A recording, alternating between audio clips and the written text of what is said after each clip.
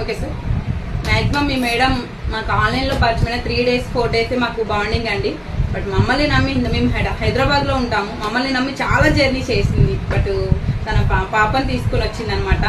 అసలు ఒక పర్సన్ వచ్చి ఒక అపాయింట్మెంట్స్కి అటెండ్ అయిన తర్వాత అక్కడ పర్సన్ ఉందా లేదా కన్ఫర్మేషన్ కూడా చాలా డౌట్స్తో మనం ఆగిపోతాం అనమాట.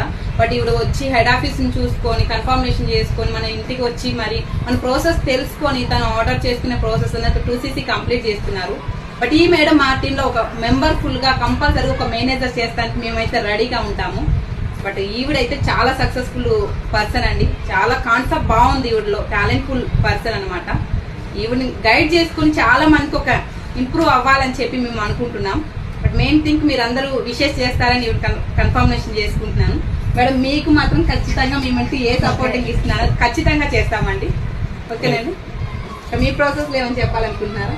నేను చెప్పాల్సింది ఏముందండి, మీ అంతా కూడా మీ ప్రాసెస్ అంతా నాకు నచ్చింది కాబట్టి నేను అంత దూరం నుంచి ఇంతవరకు నేను జర్నీ చేసి వచ్చాను. సక్సెస్ఫుల్ అవుతుందని నాకు అనిపించింది. దాని మీదటిగా నేను రిస్క్ చేసుకుని ఇంట్లో జాయిన్ అవ్వడం జరిగింది. ఓకే.